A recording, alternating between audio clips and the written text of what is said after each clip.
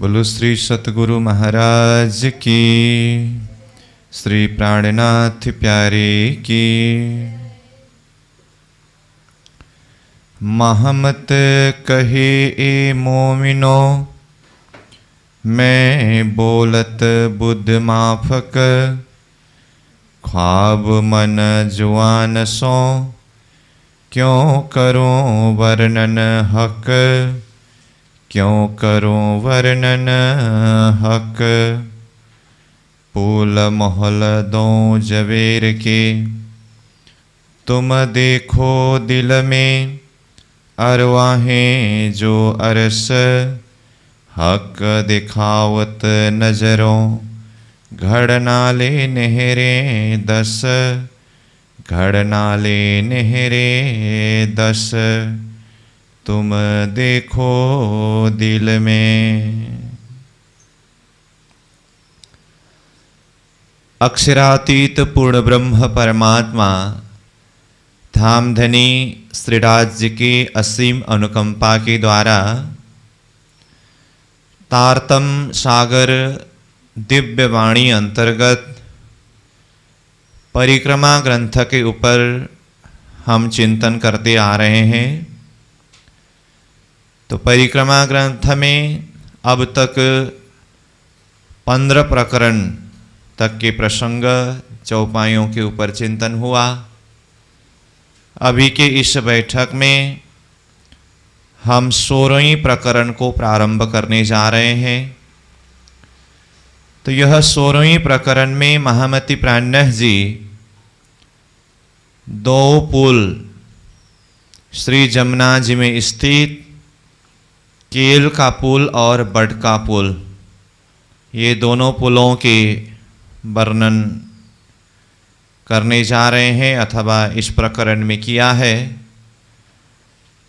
तो जैसे कि इससे पूर्व 3 प्रकरण 13वें प्रकरण, 14वें प्रकरण और 15वें प्रकरण में पुखराज पर्वत का विशेष वर्णन हुआ और वही प्रसंग में मूल कुंड से श्री जमुना जी प्रकट होकर केल पुल बट पुल होते हुए फिर आगे हौज कौशर में किस तरह से जा मिले हैं, ये प्रसंग वर्णन हुआ।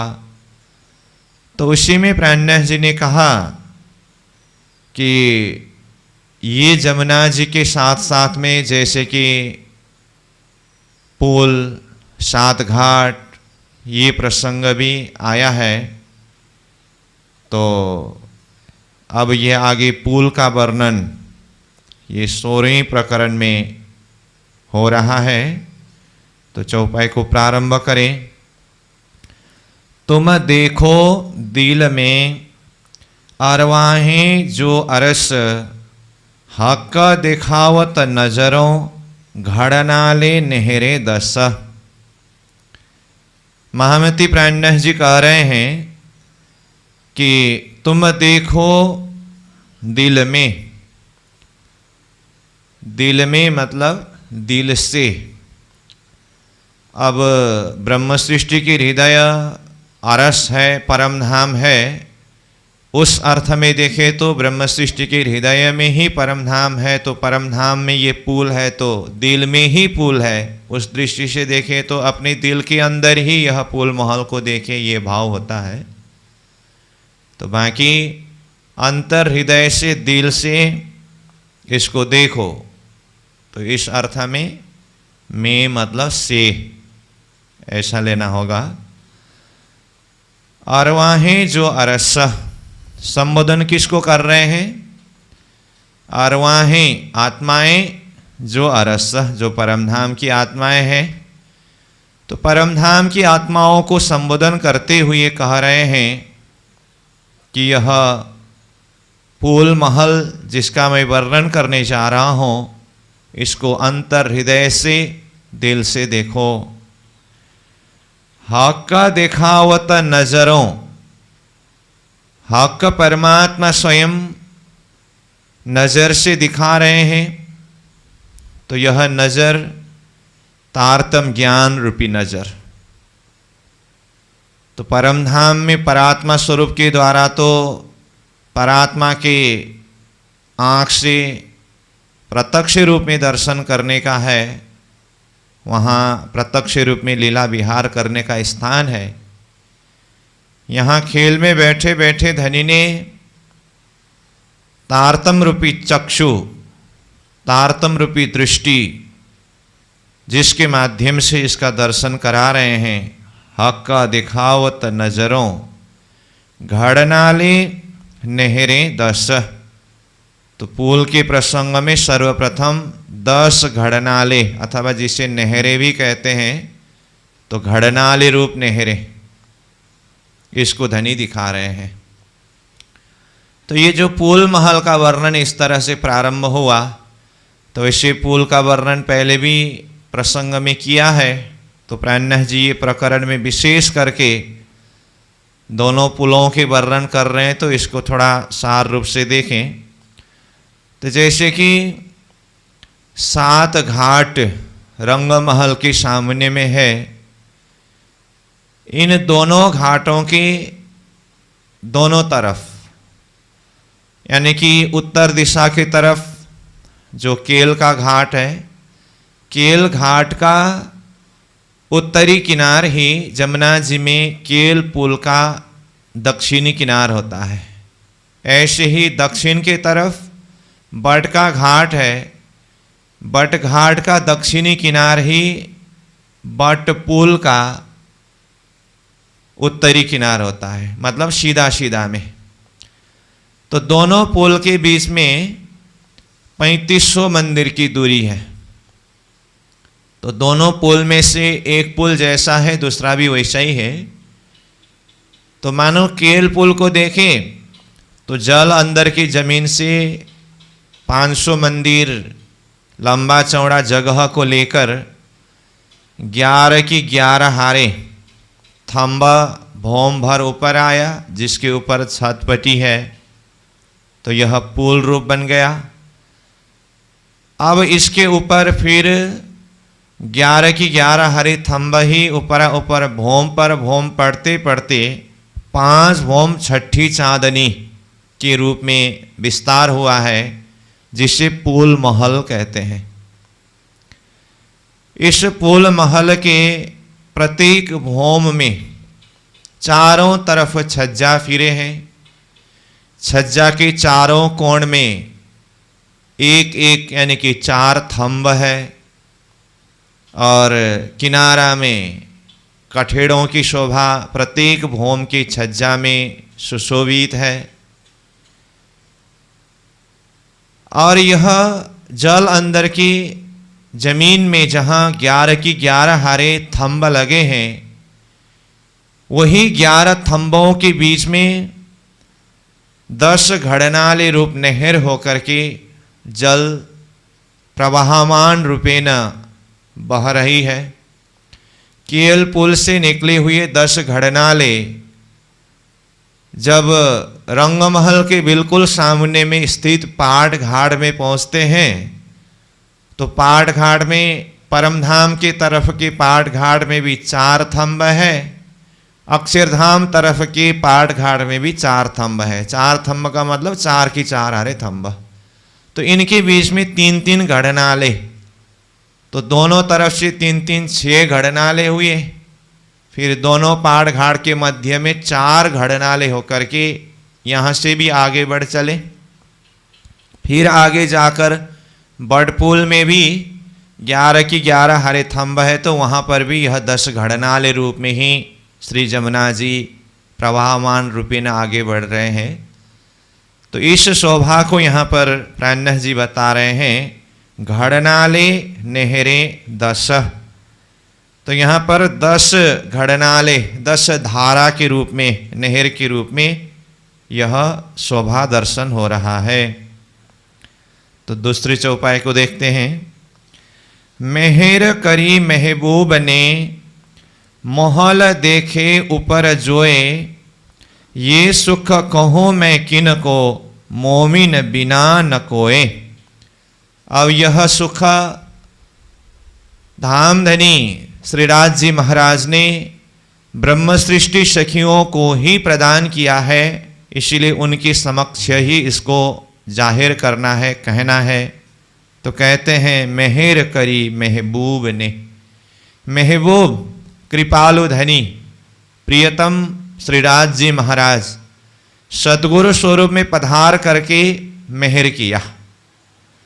मोहल देखे ऊपर जोए, तो धनी की मेहर से तारतम ज्ञान रूपी दृष्टि के द्वारा, अंतर आत्मा की दृष्टि के द्वारा मोहल देखे ऊपर जोए, जमुना जी के ऊपर यह 5 ओम छठी चांदनी पुल का महल दिखाई दे रहा है, दर्शन हो रहा है।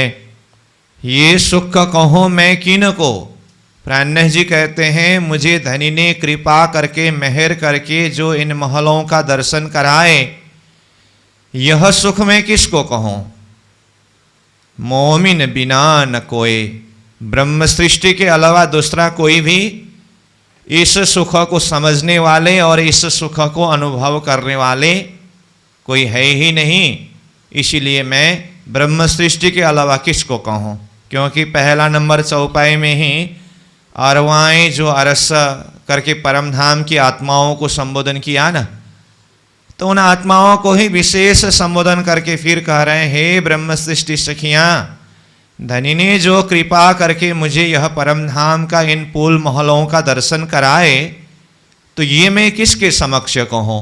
तो आप ही तो सन्मंदी हो, इसीलिए मैं आपको ही ये बात जाहिर करके कह रहा हूँ। तो प्राणनाथ जी सुंदर साथ को इस तरह से कह रहे हैं। तले ताक अति शोभित साम सामी वार, जल छोड़े ना हद अपनी निकसत सामी द्वार। तो कहा तले ताक अति शोभित। ताक मतलब ये पुल का एक मेहराब रूप बन गया है ना, तले जहाँ पर घड़नाले रूप बना है, तो 11 की 11 हरे थंबों में मेहराब भी लगे हैं। तो वो तले मतलब ये पुल महल के तले ताक मेहराब रूप बन गया है। अति शोभित, वह अत्यंत सुंदर रूप से सुशोभित है।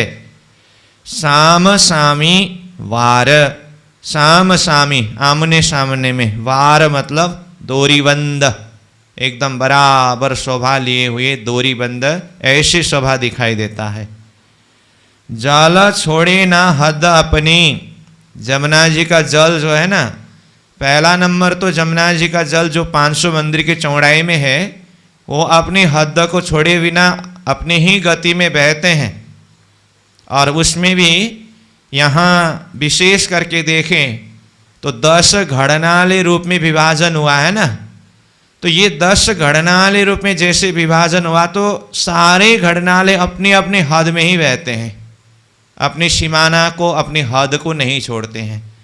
इसलिए तो कहा ना, जैसे केल पुल के जो नीचे 10 घड़नाले हुआ, तो ये कहाँ तक, बर्ड पुल तक, वैसे ही जा करके ज्यों का त्यों बर्ड पुल में भी वही 10 घड़नाले होकर के गए।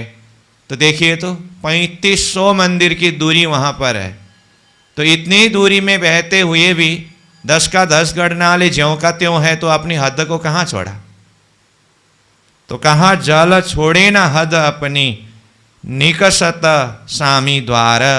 तो ये घड़नाले जो थंब के बीच में मेहराब ही एक दरवाजा की तरह बना है ना, तो ऐसा लगता है कि ये 10 द्वार से घड़नाले रूप होकर के नहर रूप में अथवा धारा के रूप में जल प्रवाहमान हो रहा है। फिर 4 नंबर चौपाई को देखें। नहरे आवत जिन द्वार की निकसत सामी द्वार, तले मोहल के आए के जल चल्या जात है पार। देखिए, नहर आवत जिन द्वार की, उस द्वार की मतलब उस द्वार से नहरें रूप में जमुना जी का जल चल करके निकल करके जा रहे हैं। निकसत सामी द्वार, मानो एक दरवाजा से दूसरे दरवाजा में प्रवेश किया हो, वहाँ से निकल के दूसरे दरवाजा में गए हो। क्यों? क्योंकि जैसे 11 की 11 हरे थंब है, तो एक तरफ के थंब के हार ने तो 10 घड़नाले के रूप में विभाजन किया। तो जमुना जी आगे बहते समय प्रत्येक थंब के बीच के मेहराब के नीचे से होकर के प्रवेश करते निकलते, प्रवेश करते निकलते जा रहे हैं ना। तो एक पुल के नीचे ही देखे तो वहां पर कितने दरवाजा को एक ही घड़नाले पार करते हैं? 11 दरवाजा को। 11 थंब है तो 11 थंब में 11 ही मेहराब है। उसके नीचे से जा करके ये 10 ही घड़नाले मानो कि 11 ही दरवाजा को पार करके निकल के आगे गए हो, ऐसा शोभा है। तो निकसत सामी द्वार, तले महल के आए के, महल के तले, ये पुल महल के नीचे आकर के घड़नाले रूप अथवा एक दरवाजा से दूसरे दरवाजा में प्रवेश होते हुए आगे बढ़ने की जैसी ये शोभा है ना। तो ये कहाँ की बात है?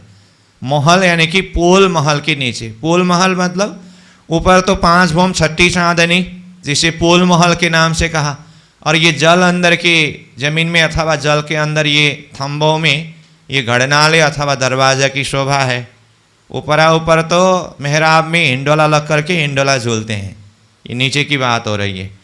ताले महल के आए के जल चल्या जात पार, अब इस तरह से निकल करके उस तरफ पार निकल जाता है। मोहला 5 भौम के शोभित बराबर, दो तरफों देखत पुल महल पानी ऊपर। देखिए पुल महल 5 भौम 6 चांदनी बार बार बोलते आए ना। तो प्राणनाथ जी चौपाई में बता रहे हैं महल 5 भौम के शोभित बराबर, सब तरफ बराबर शोभायमान है। एक थंब से दूसरी थंब की दूरी देखिए वो भी बराबर है, और ऊपर भौम भौम की ऊंचाई देखिए वो भी बराबर है। चारों तरफ छज्जा बड़े हुए हैं, वो छज्जा को देखिए वो भी बराबर है। सब तरफ बराबर शोभा लिए हुए, और एक पुल महल और दूसरी पुल महल को देखे तो वो भी बिल्कुल बराबर ही है। दोनों तरफों देखत, दोनों तरफ यह पुल, 2 पुल दिखाई दे रहा है, केल का पुल और बड़ का पुल। पुल महल पानी ऊपर, पानी यानी कि श्री जमुना जी के जल के ऊपर ये 2 पुल महल दिखाई दे रहा है। 2 महलों के बीच में पानी तले आए निकसत, ये महल नूर जमाल के जुआ कहा करे सिफत। दोनों पुल महल के बीच में जल वहाँ नीचे आकर के फिर वहाँ ताल रूप बन कर के आगे निकल गए हैं। पहले भी प्रसंग में ये दोनों पुल के बीच में जमुना जी ताल रूप में है करके वर्णन आया था ना। तो वहाँ से भी फिर आगे बड़ पुल की तरफ से आगे निकल जाते हैं। ये महल नूर जमाल के, ये पुल महल कहाँ है? अक्षरातीत परम धाम का है। जुआ कहा करे सिफत, इसकी सिफत महिमा को इस जुआ से किस तरह से करें अथवा किस तरह से वर्णन करें। सामी अरस द्वार के बीच अमृत बन पाट, 3 बाएं 3 दाहिने ये बेवरा 7 घाट। अब 6 नंबर चौपाई तक तो दोनों पुल महलों के वर्णन किए।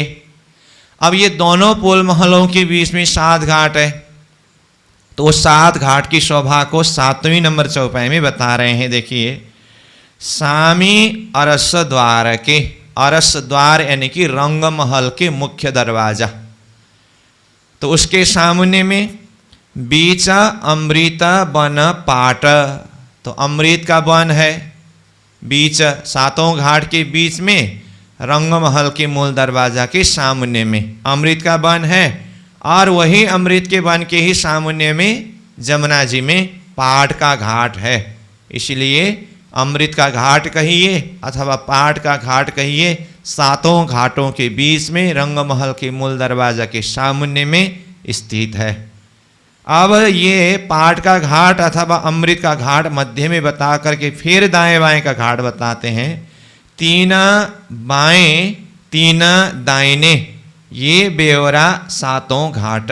3 घाट बाएं तरफ है, 3 घाट दाहिने तरफ है, तो इस तरह से कुल मिलाकर के 7 घाटों के बेवरा हुए।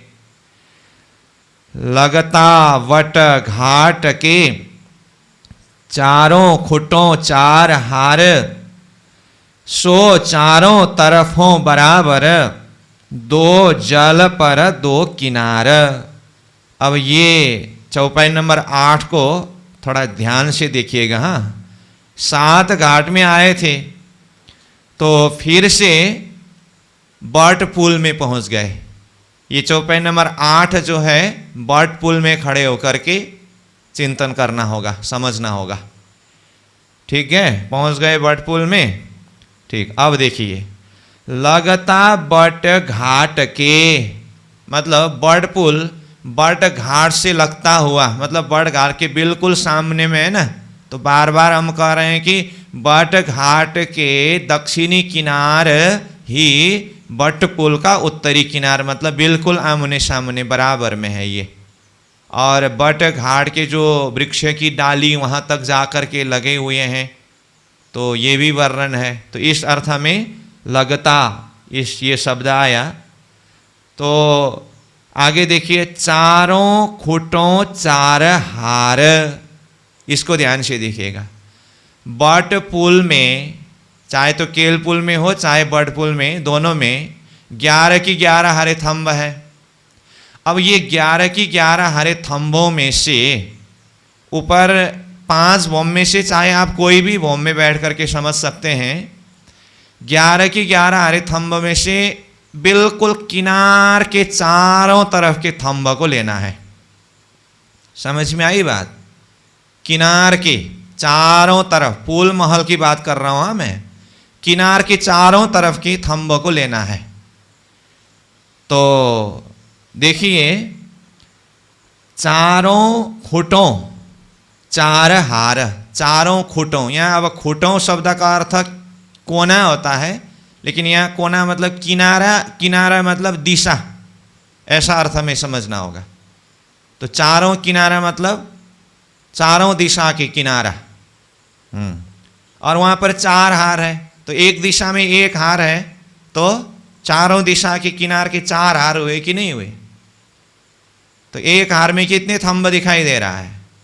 एक दिशा में 11 थंब, परंतु चारों दिशा में अगर हार के रूप में गिनती करेंगे तो गिनती का 10 ही होगा फिर।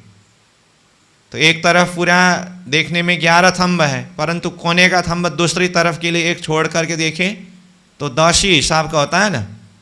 तो ये चारों तरफ के किनार के जो थंब है ये 4 हार हुए, चारों खुटों 4 हार। अब सो चारों तरफों बराबर, ये चारों तरफों, चारों तरफ से देखने से थंब बराबर हुए, सो चारों तरफों बराबर, 2 जल पर 2 किनारा। देखिए, आप पुल में बैठ करके देखिए तो चारों तरफ का देखा तो 2 जल पर, 2 हार थंब जल के तरफ है और 2 हार थंब किनार के तरफ, मतलब पाल के तरफ आता है। तो क्या हुआ इसका अर्थ? 2 हार जल के तरफ किस किस दिशा के? पुल के उत्तर तरफ के दिशा के किनार का 1 हार और दक्षिण तरफ की दिशा के किनार का 1 हार, ये 2 हार जल पर हुआ। पूर्व दिशा के किनार और पश्चिम दिशा के किनार, ये दोनों किनार तरफ मतलब पाल के तरफ, इस तरह से ये चारों तरफ किनार के थंबों की बातें हुई। ठीक है, अब फिर से मैं एक बार चौपाई सीधा पढ़ देता हूँ, आपको कितना समझ में आएगा। तो देखिए, लगता बट घाट के चारों खुटों 4 हार, सो चारों तरफों बराबर, 2 जल पर 2 किनारा। ठीक है, अब चलते हैं 9 नंबर में। और महल घाट केल के शोभी जिनस इन, ये 2 महल अति सुंदर, करत साम सामी रोशन। अब ये बट पुल का वर्णन हुआ, तो जैसा बट पुल में ये शोभा वर्णन किया ऐसे ही शोभा केल पुल में भी है ना, इसलिए कहा और महल घाट केल के, मतलब केल घाट के सामने का महल, मतलब कौन सा महल? केल पुल रूपी महल। यहाँ केल घाट शब्द वो घाट के सामने में महल होने से, सो भी जिनस इन्न, जिनस इन्न मतलब इसी प्रकार का है, जैसे बट का पुल का वर्णन किया उसी प्रकार का। ये दो महल अति सुंदर, ये दोनों महल, बट पुल रूपी महल और केल पुल रूपी महल, करत साम सामी रोशन, ये आमने सामने में रोशनाई कर रहा है, प्रकाशित कर रहा है। फिर 10 नंबर को देखिए, साम सामी थम्ब झरोखे और सामी बड़े दहलान, क्यों कहो सिफत इन जुआ, जोए ऊपर मोहल सुभान। अब दोनों पुल के आमने सामने में खड़े होकर के देखिए, साम सामी थम्ब झरोखे, दोनों पुल के मतलब केल पुल के दक्षिणी तरफ का किनार का और बट पुल का उत्तरी तरफ का किनार का साम सामी आमने सामने में थम्ब भी दिखाई दे रहा है, झरोखा भी दिखाई दे रहा है। और सामी बड़े दहलान, वो थम्ब ही थम्ब के हार होने से वहाँ पर बड़े दहलान का रूप जैसा दिखाई दे रहा है ना दोनों पुल में, ये भी बिल्कुल आमने सामने में दिखाई दे रहा है। कितने मंदिर की दूरी आमने सामने में? 3500 मंदिर की दूरी आमने सामने में दिखाई दे रहा है। क्यों कहो सिफत इन जुआ, इसकी महिमा को इस जुआ से किस तरह से कहो, जोए ऊपर मोहल सुभान, सुभान प्रियतम धाम धनी श्रीराज जी के यह परम धाम में जमुना जी के ऊपर यह महल शोभायमान है। चारों तरफों महल छज्जे, तामे एक तरफ भया नूर, तरफ दूजी अर्श अजीम, दो तरफों जल जहूर। अब पुल महल में बैठ करके चारों तरफ की नजरा दिखा रहे हैं। कहा चारों तरफों महल छज्जे, ये पुल महल के चारों तरफ छज्जे हैं, तो चारों तरफ में अन्य कहाँ कहाँ क्या क्या पड़ता है? तामे एक तरफ भया नूर, नूर इक्वल टू अक्षरधाम पूर्व दिशा के तरफ, तो एक तरफ का छज्जा पूर्व दिशा अक्षरधाम की तरफ हुआ। तरफ दूजी अर्श अजीम, दूसरी तरफ अर्श अजीम परमधाम रंग महल पश्चिम दिशा के तरफ। दो तरफों जल जहुरा, दोनों तरफ तो जमुना जी का जल ही प्रकाशित हो रहा है। इस तरह से पुल से चारों तरफ की शोभा दर्शन कराए। 5 भौम छठी चांदनी, ये खूबी अति शोभित, ये हद इन मोहलन की, जुआ क्या करसी सिफत। 5 भौम छठी चांदनी, पुल महल का ऊंचाई 5 भौम छठी चांदनी का है। ये खूबी अति शोभित, ऐसे शोभायुक्त पुल महल अत्यंत शोभायमान है। ये हद इन महल की, ये जो हद सीमाना एरिया ये पुल महल का है, इसको जुआ क्या करसी सिफत, सिफत मतलब इसकी महिमा को जुआ किस तरह से वर्णन करेंगे अथवा कैसे महिमा को गाएंगे। 7 घाट बीच में लिए, दोए महल दो किनार, पुल पूरे जल ऊपर, ले वार से लग पार। 7 घाट बीच में लिए, दोनों पुल के बीच में 3500 मंदिर के सामने में 7 घाट है, ये तो कई बार चर्चा हुई है। दो महल दो किनारा, दोनों महल के यानी कि पुल महल के दोनों किनार के भीतर ये 7 घाट शोभायमान है। पुल पूरे जल ऊपर, ये पुल, अब पूरे शब्द को जमुना जी के अंदर जल का पूर प्रवाहमान ये अर्थ में भी होता है। बाकी जल के ऊपर पुल की शोभा को देखें तो पूर्ण रूप से ये शोभायमान है। ले वार से लग पार, तो अब यहाँ जल की ही शोभा को देखना होगा। वार से लेकर के पार, इस छोर से उस छोर तक पूरा जल का पूर लहरों की भांति वहाँ पर चल रहा है। पुल पूरे जल ऊपर, जल के ऊपर ये जल का ही पूर की तरह शोभा दिखाई देता है। वार से लेकर के पार तक मतलब इधर से लेकर के उधर तक, इस छोर से उस छोर तक पूरा ऐसी शोभा है। दो तरफों वृक्ष अति सुंदर, दो तरफों महल सुंदर, बीच जोए सातों घाट, 10 नहरें चले अंदर। अब देखिए, दो तरफों वृक्ष अति सुंदर, कहाँ?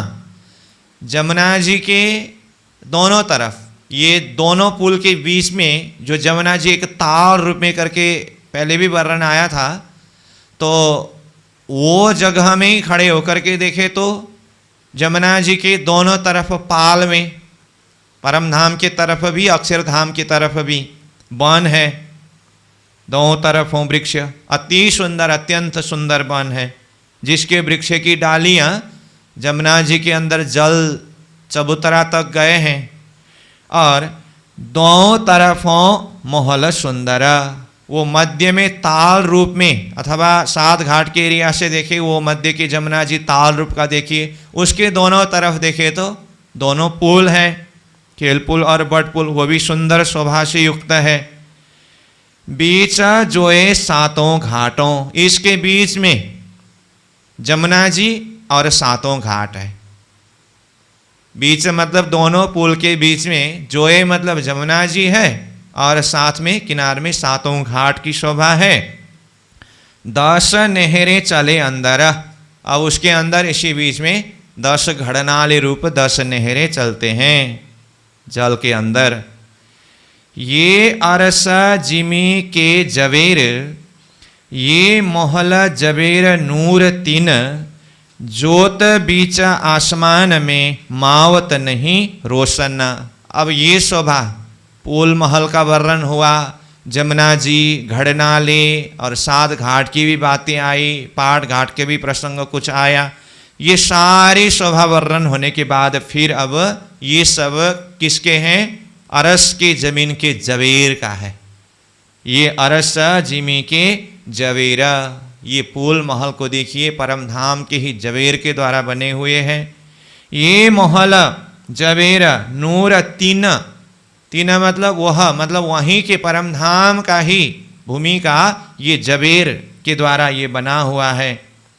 और इसका ज्योति प्रकाश, ज्योत बीच आसमान में, आकाश के बीच में ये ज्योति प्रकाश मावत नहीं रोशन, ये रोशन प्रकाश नहीं समाता है।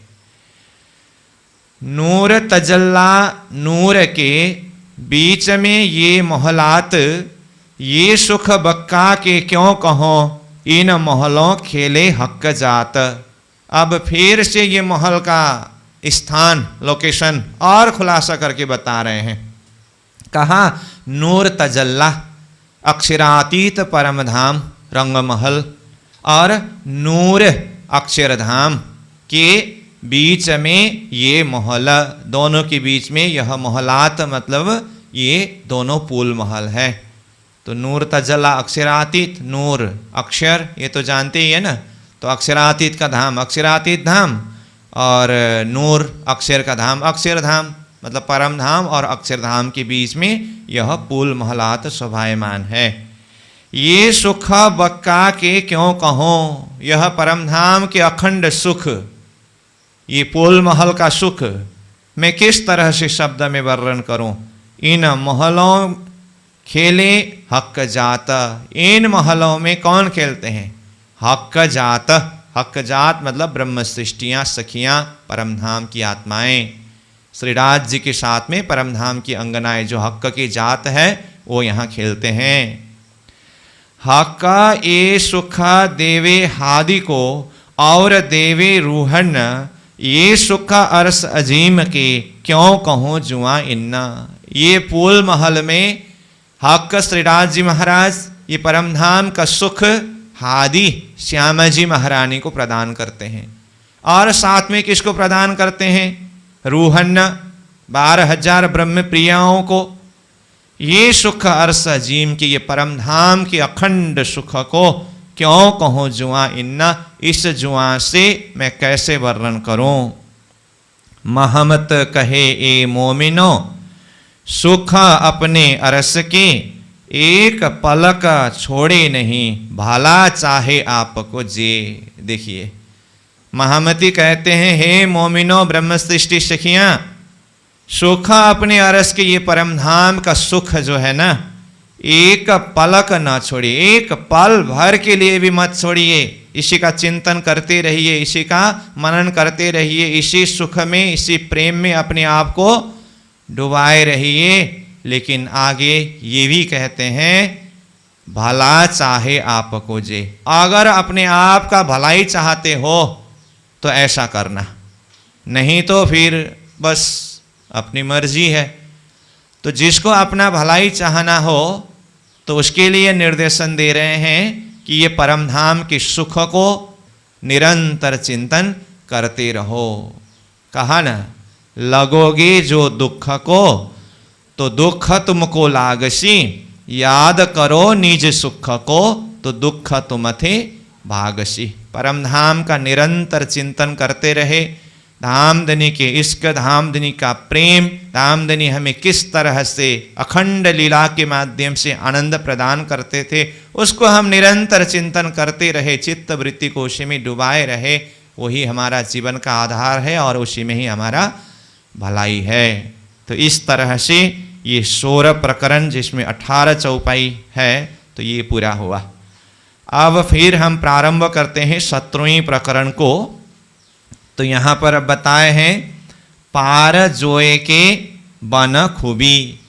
अब तक तो इधर परमधाम की तरफ का, फिर पुखराज जी से लेकर के हौज कौसर तक का वर्णन होते समय भी, फिर जमुना जी, पुल महल, इधर परमधाम की तरफ की 7 घाटों की बातें बहुत बार हुआ। और अब अक्षरधाम की तरफ भी कुछ नज़ारा डाला जाए तो प्राणनाथ जी की ऐसी भाव रही। तो क्योंकि परमधाम की तरफ जिस तरह से 7 घाट है, तो ऐसे ही अक्षरधाम की तरफ भी 7 घाट है। फिर अक्षरधाम के चारों तरफ भी वन का विस्तार हुआ है। अब वो नज़ारा दर्शन कराने जा रहे हैं ये 17वें नंबर प्रकरण में, इसलिए इसका विषय शीर्षक ऊपर ही आया, पार जोए के बन खूबी। जमुना जी के उस पार, परमधाम रंगमहल की तरफ बैठ करके देखे तो उस पार मतलब कहाँ, अक्षरधाम की तरफ के बनों की खूबी। अब चौपाई को प्रारंभ करें। पार जमुना जो बन, इसी भांत दिल आन, दोरी बंद बन ले चलिया, डारी सब समान। पार जमुना जो बन, जमुना जी के उस तरफ पार अक्षरधाम तरफ की वन की शोभा को देखिए। इसी भांत दिल आना, इसी तरह से दिल आना मतलब दिल में लेना, दिल में धारण करना। आन शब्द लेना, दिल में धारण करना।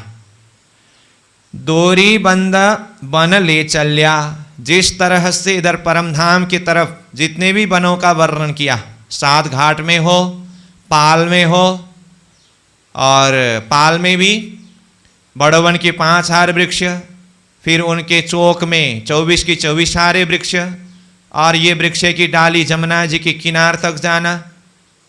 तो उसमें जो छत्री मंडल बना हुआ है वो भी दोरी बंद, पंक्ति बंद होना। जैसा ये परमधाम की तरफ वर्णन किया है, ज्यों का त्यों शोभा उस पार भी है।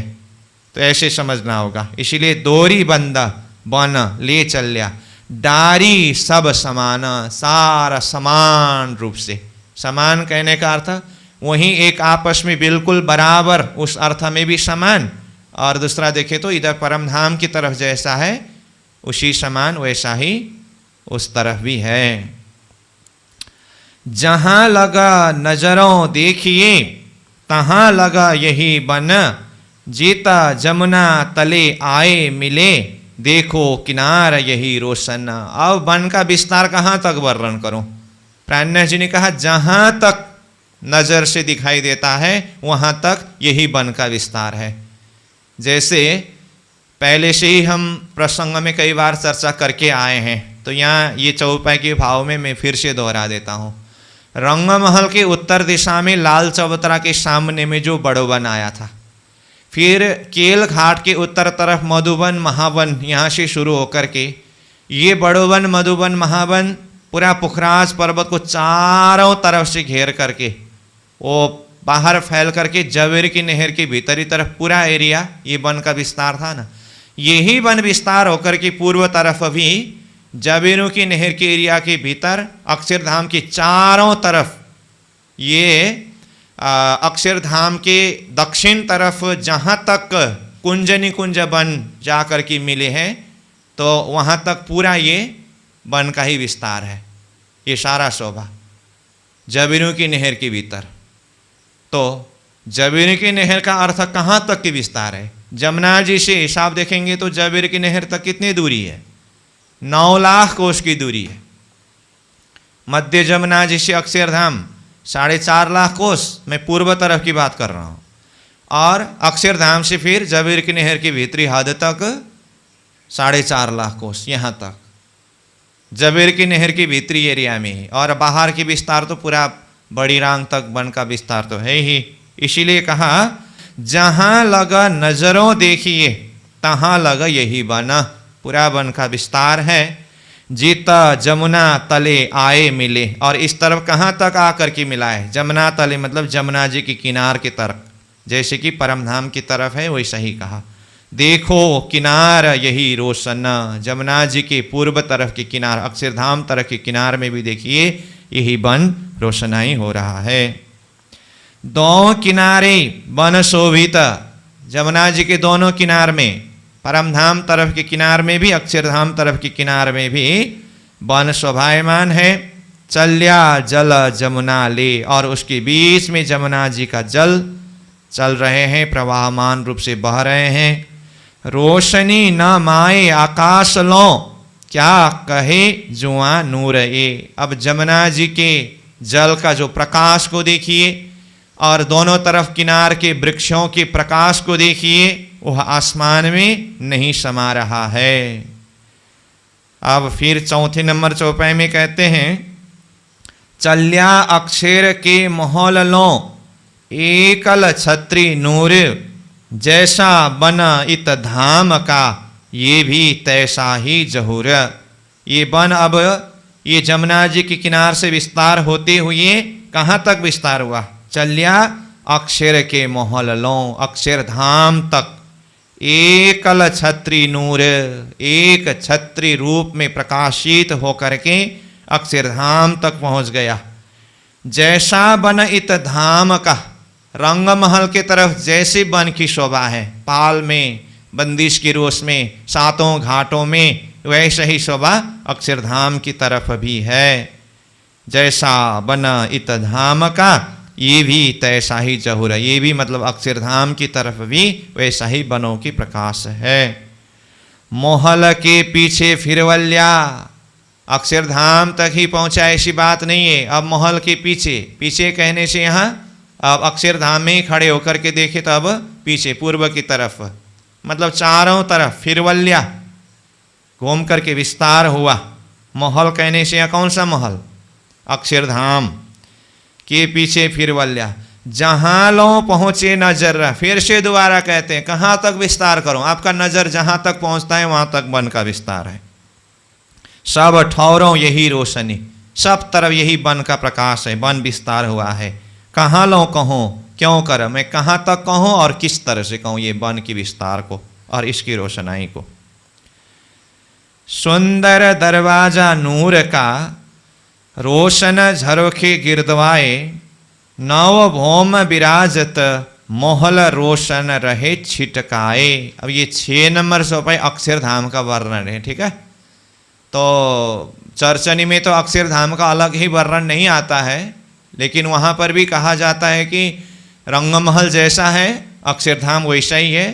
फर्क खाली कितना है? रंगमहल में एक दिशा में मूल दरवाज़ा अथवा चांदनी चौक है, अक्षरधाम में चारों दिशा में मूल दरवाज़ा और चांदनी चौक है। बाकी भीतर की शोभा देखें तो 9 भौम दशमी आकाशीय का होना, सारे महल मंदिर बगीचे जो कुछ भी है ज्यों का त्यों शोभा, ऐसा बताया गया। तो यहाँ प्राणनाथ जी चौपाई में भी वही बात बता रहे हैं। तो ये 6 नंबर चौपाई में अक्षरधाम का वर्णन सार रूप से बता रहे हैं। सुंदर दरवाज़ा नूर का, अक्षरधाम में सुंदर दरवाज़ा है चारों तरफ। रोशन झरोखे गिरदवाए, अब दरवाजा के साथ में मंदिरों में झरोखा भी है, गिरद्वारे चारों तरफ, और उसकी रोशनाई प्रकाशित हो रहा है। अक्षरधाम का कितना भौम है? तो कहा 9 भौम विराजत, ये भी 9 भौम में ही विराजमान है। मोहला रोशन रहे छिटकाए, तो महल, ये महल के द्वारा रोशन प्रकाश रहे छिटकाए। छिटकाए मतलब अब ये रोशन किरणें फैल जाना, ये नूर की किरणें ऐसे फैल जाना, उसको छिटकाए करके यहाँ कहा। इसी भांत है चांदनी, इसी भांत मतलब किसी भांत, रंगमहल की चांदनी जैसा है ऐसे ही अक्षरधाम की चांदनी भी है। इसी भांत है चांदनी, ऐसे कांगरी ऊपर, ऐसे ही मतलब परमधाम की तरफ जैसे ऊपर कलश कांगरी गुमट गुमटियाँ वर्णन किया, ऐसे अक्षरधाम के ऊपर चांदनी में भी ऐसे कांगरियाँ हैं। इतथे जब देखिए तब आवत धाम नजर, अब इतथे यहाँ अक्षरधाम की चांदनी में बैठ करके अगर देखेंगे तो धाम रंगमहल नजर में आता है। अब 8 नंबर में देखिए, 2 दरवाजे साम सामी शोभित दोरीबंद, नूर नूर विलंद की जुआ कहा कहे ये सनंदा। 2 दरवाजे, कौन कौन 2 दरवाजे? अक्षरधाम और परमधाम की मूल दरवाजा साम सामी, बिल्कुल आमने सामने में है। परमधाम और अक्षरधाम के बीच में कितनी दूरी है? 9 लाख कोस की दूरी है। अगर आपको यहाँ दरवाजा से दरवाजा तक की दूरी देखना हो तो कितनी दूरी है? 7 लाख कोस की दूरी है। समझ में आई बात? 1000 मंदिर के आधा छोड़ करके ही मूल दरवाजा में आते हैं ना, तो ये थोड़ा सा ये बता दिया, ऐसी कोई वो नहीं है। 9 लाख का ही समझ के रखना, फिर बाद में कभी परमधाम से अक्षरधाम का दूरी कितना है? 7 लाख। चर्चनी जिसने अध्ययन किया है वो तो समझते हैं, लेकिन साधारण हिसाब से ऐसे 9 लाख कोस ऐसे भाषा में है ना, फिर अपनी शब्द से अपनी प्रस्तुति से सामने वाला कंफ्यूज में पड़ जाए, वो भी अच्छी बात नहीं है। तो चलो, तो 2 दरवाजे साम सामी शोभित दोरीबंद, बिल्कुल दोरीबंद मतलब एकदम सीधा ऐसा, दोनों दरवाजे आमने सामने में है। तो दोनों दरवाजा कहाँ कहाँ के? यहीं चौपाई में खुलासा करके बता दिए। नूर अक्षरधाम और नूर विलंद अक्षरातीत दिव्य परमधाम की।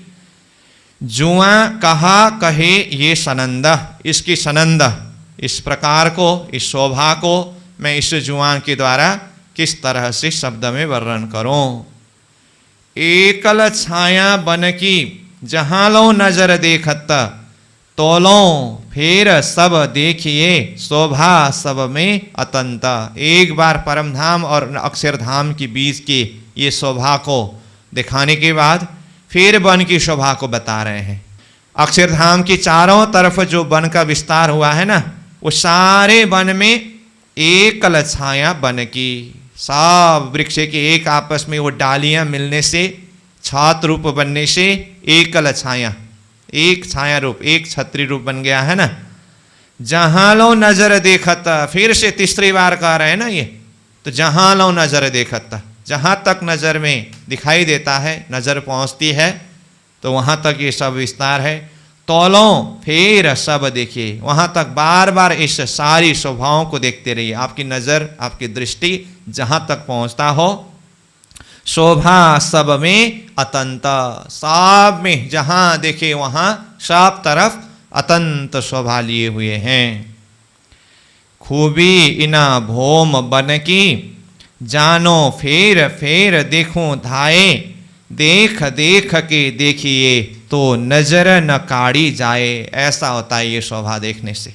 खूबी इन भोम बन की, चाहे यहाँ के भोम जमीन की शोभा को देखिए, चाहे वहाँ की वन की शोभा को देखिए, जानो फेर फेर देखो धाये। ऐसा प्रतीत होता है, ऐसा लगता है कि बार बार वहीं पर जा करके देखो। धाये मतलब दौड़ करके जाओ और उस शोभा को फिर से देखो, ऐसा लगता है। देख देख के देखिए, देखते देखते बार बार देखते ही रहिए तो नजर न काढ़ी जाए। जितने भी देखे तो भी वहाँ से अपने नज़र को अपनी दृष्टि को न काढ़ी जाए, मतलब वहाँ से दूर न किया जाए, न हटाया जाए, ऐसा महसूस होता है। सावा एक बना छाहेड़ी श्री धाम के गिरदवाए, गिरदवाए जमुना तालाब के नूर अक्षर पहुँचे आए।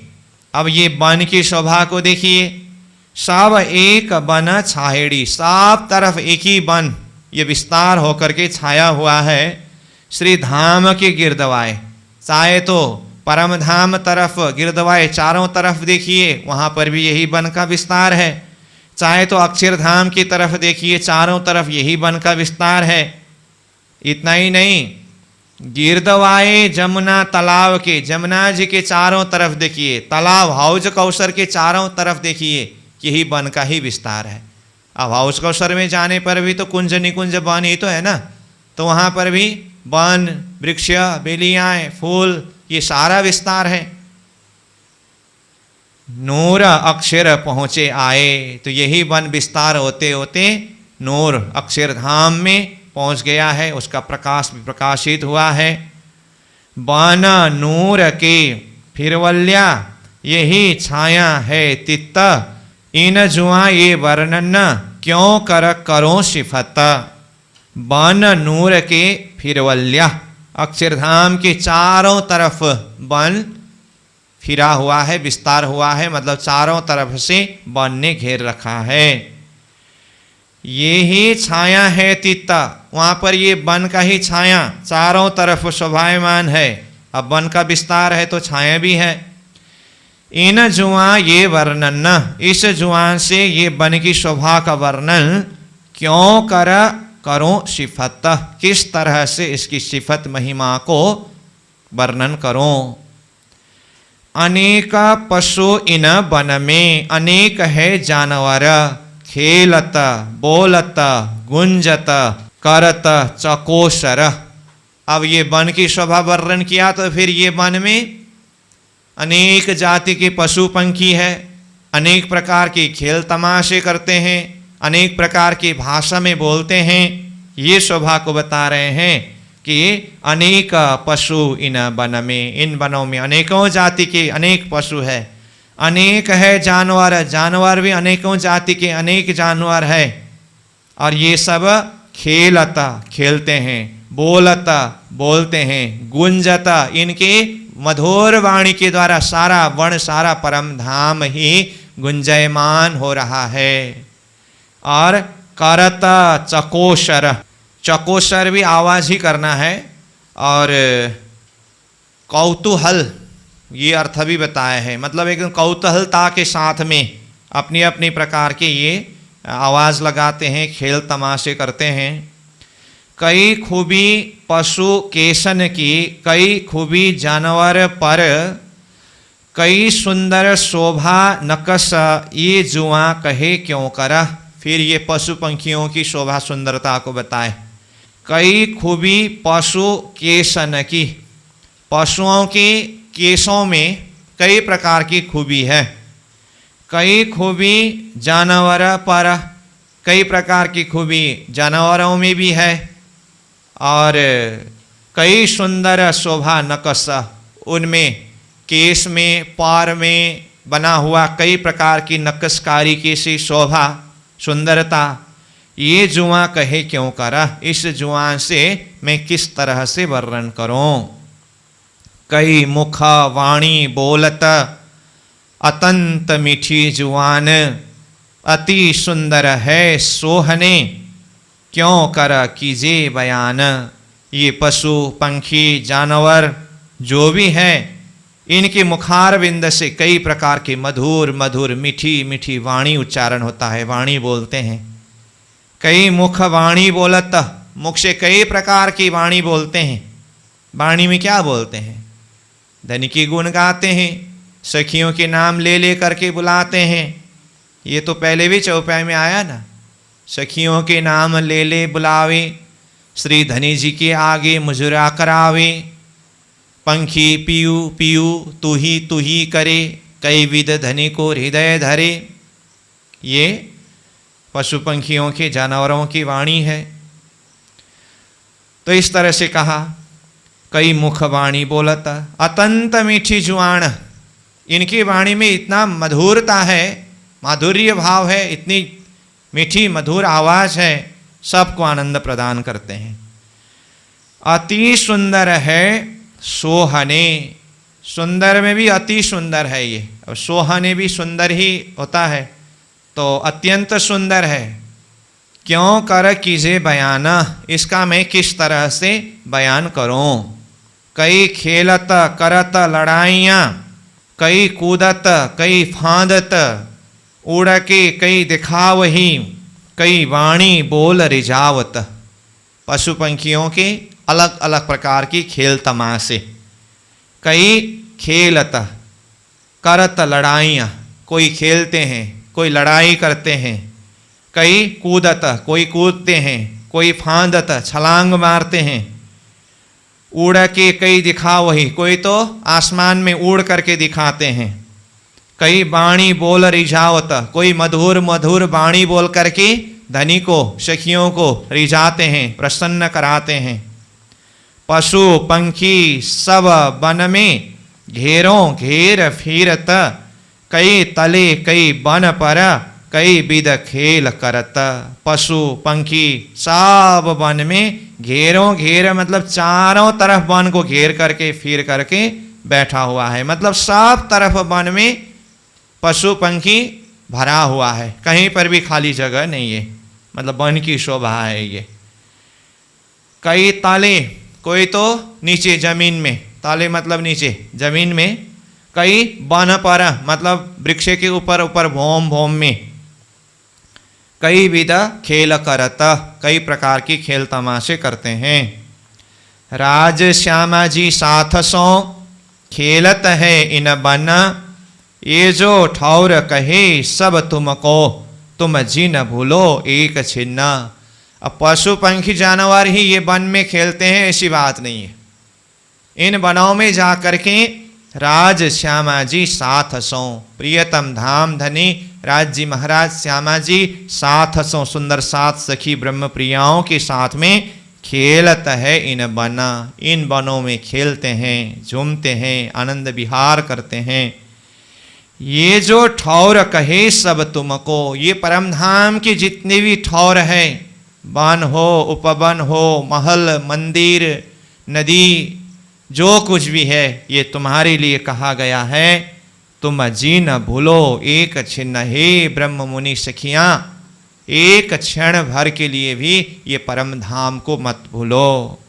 धनी कबों देखे फेर दौड़ते, कबों बैठ चले सुखपाल, ये बन जमुना जी का यही बन फिरता ताल। अब ऐसे बनों में प्रियतम धाम धनी श्री राज जी महाराज कभी तो दौड़ते हैं कूदते हैं, फिर कभी तो सुखपाल के ऊपर सवार होकर के सैर करते हैं, विहार करते हैं। धनी कबों देखे फिर दौड़ते, दौड़ते हुए फिरते हुए दिखाई देता है। कबों बैठे चले सुखपाल, कभी सुखपाल में सवार होकर के चलते हैं। ये बाना जमुना जी का, जमुना जी में भी यही बान है, मतलब जमुना जी के किनार के चारों तरफ यही बान है, और यही बन फिरता ताल, हाउज कौशर ताल में भी चारों तरफ से यही बन फिर करके आया है। अब ये 19 नंबर चौपाई में पहला चरण में धनी कबों देखे फिर दौड़ते ये कहा ना, इसको और विस्तार से 20 नंबर में कहा है। कबों राज आगो दौड़त, ताली श्यामा जी को दे, पीछे साथ सब दौड़त, करत खेल हांसी का जे। देखिए ऐसे विनोद, ऐसे आनंददायी लीला यहाँ पर होती है। कबों राजा आगो दौड़त, कभी तो प्रियतम धाम धनी श्रीराज जी महाराज आगे दौड़ते हैं, और धनी दौड़ शुरू करते समय क्या करते हैं, ताली श्यामा जी को दे, श्यामा जी के सामने ताली दे करके वो दौड़ते हैं। इसका मतलब ये दौड़ने की संकेत है, निशानी है। तो जैसे ही राज जी ताली दे करके दौड़ चले, तो फिर श्यामा जी भी तुरंत साथ में दौड़ते हैं, फिर साथ में पीछे पीछे सारे सखियां दौड़ते हैं। तो कहा ताली श्यामा जी को दे, पीछे साथ सब दौड़त, पीछे पीछे सारे सखियां दौड़ रहे हैं, करत खेल हांसी का जे, हांसी का ऐसे मस्ती, ऐसे आनंदमय विनोद की लीला खेल यहाँ पर करते हैं। महमत कहे सुनो साथ जी, छीन बन छोड़ो जिन्न, या मंदिरों संग धनिये के, बिलसो रात और दिन। ये वनों की शोभा का वर्णन करने के बाद फिर धनी कहते हैं महामती स्वरूप में होकर के, महामत कहे सुनो साथ जी। सुंदर साथ को संबोधन करते हुए महामती कह रहे हैं कि हे साथ जी सुनो, छीन बन छोड़ो जिन्ना, ये वनों की शोभा और ये वनों में हम जिस तरह से लीला करते थे उस आनंद को क्षण भर के लिए भी मत छोड़ो। या मंदिरों संग धनिये की, या तो मंदिरों में महलों में प्रियतम धाम धनी श्रीराज जी के संग में हम जिस तरह से विलास करते थे, बिलसो रात और दिन, आनंद अनुभव करते थे, विलास करते थे रात दिन, उस सुख को, उस आनंद को क्षण भर के लिए भी मत छोड़िए। तो इससे पूर्व प्रकरण ये 16 नंबर में भी अंतिम में कहा था ना, एक पलक छोड़े नहीं भला चाहे आपको जे करके फूल महलों का वर्णन किया, और जो अपना भलाई चाहते हैं वह एक क्षण भर के लिए भी इसको मत छोड़ो कहा। फिर ये 17वें प्रकरण में भी ये सारी शोभा, वनों की शोभा को वर्णन करके अंत में कहा कि छीन बन छोड़ो जिन्ना, ये वन की शोभा, मंदिरों में धनी के साथ में जो आनंद विहार करते थे उस सुख को क्षण भर के लिए भी मत छोड़िए। तो ये सारी शोभा को देखते हुए, वहाँ की लीला को चिंतन करते हुए, मुख्य बात यही है वहाँ से पल भर के लिए भी चित्तवृत्ति को अलग न करना है। उसी प्रेम में, उसी आनंद में, उसी मस्ती में चित्तवृत्ति को डुबाए रखना है, उसी में ही हमारा भलाई है, ये प्राणनाथ जी कहते हैं। तो इस तरह से अभी की ये सत्र में प्रकरण 16 और 17 दो प्रकरण हुआ, जिसमें फूल महल और वनों की शोभा वर्णन हुआ। तो अभी के लिए यहीं पर विश्राम करते हैं, फिर अगले बैठक में 18 प्रकरण से प्रारंभ करते हैं। महमत कहे सुनो साथ जी, छीन बना छोड़ो जीन, या मंदिरों संग धनिये के, बिलसो रात और दिन, बिलसो रात और दिन। बोलो श्री प्राणनाथ प्यारे की प्रणाम।